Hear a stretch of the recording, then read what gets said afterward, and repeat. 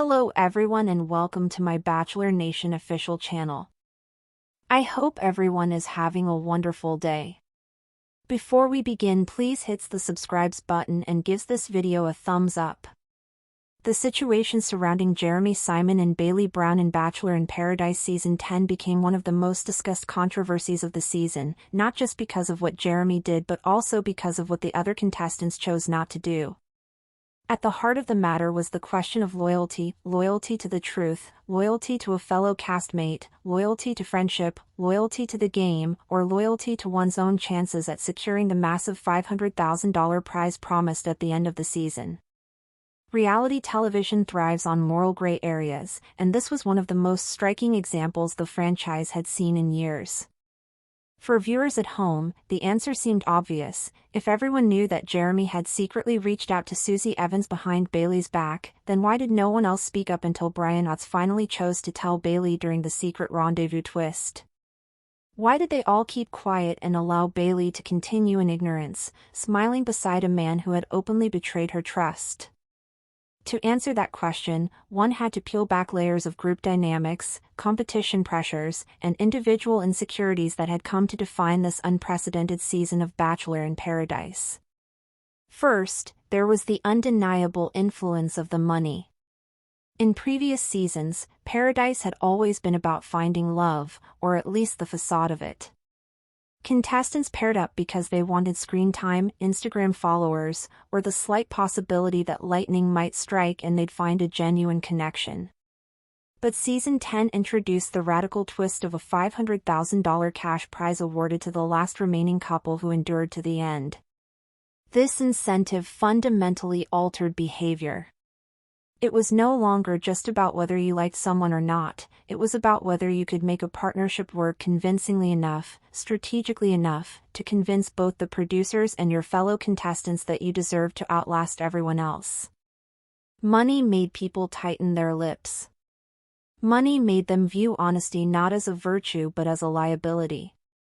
If Jeremy's indiscretion were exposed, it could blow up his relationship with Bailey, which in turn would alter the delicate balance of alliances on the beach. That instability could jeopardize multiple people's game plans, and in such a precarious environment, most contestants calculated that silence was safer than intervention. But money wasn't the only factor. Group psychology played a massive role.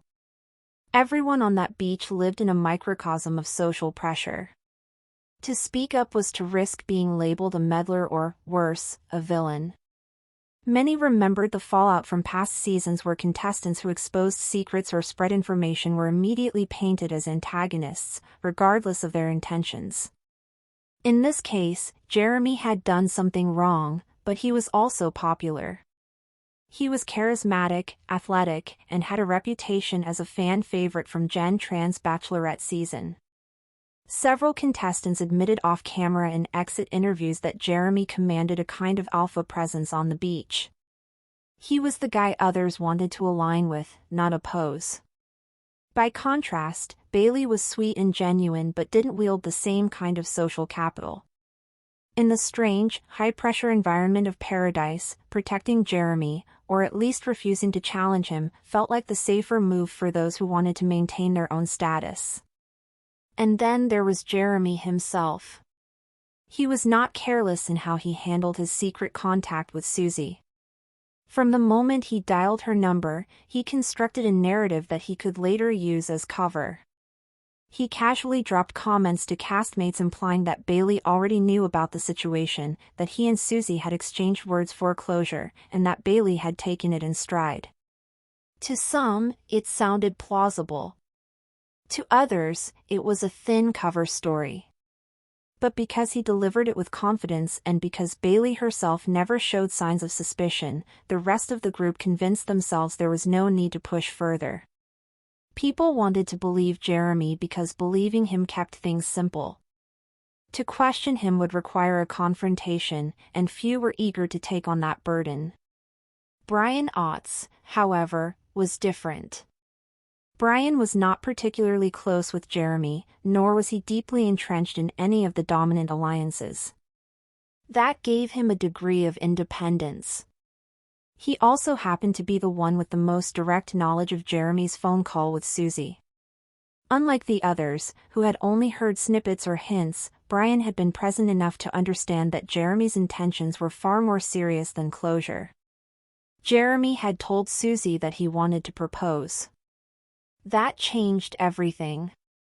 For Brian, it crossed the line from shady behavior to outright emotional betrayal. Still, even he wrestled with whether to tell Bailey. When the secret rendezvous task gave him an opportunity, he weighed the risks. If he spoke up, he'd be accused of stirring the pot. If he stayed silent, he'd feel complicit. In the end, he chose disclosure, but his motives remained complicated. Viewers debated whether he was acting from a place of compassion for Bailey or from a desire to knock Jeremy down a peg in the game. The validity of the other cast members' silence became a subject of hot debate. Some argued that it was understandable. These contestants weren't just navigating personal relationships, they were participating in a competition with very real stakes. By staying quiet, they were protecting their own chances. It wasn't their business, some said, to interfere in Jeremy and Bailey's relationship. If Bailey was happy and Jeremy was managing the situation, why should others get involved?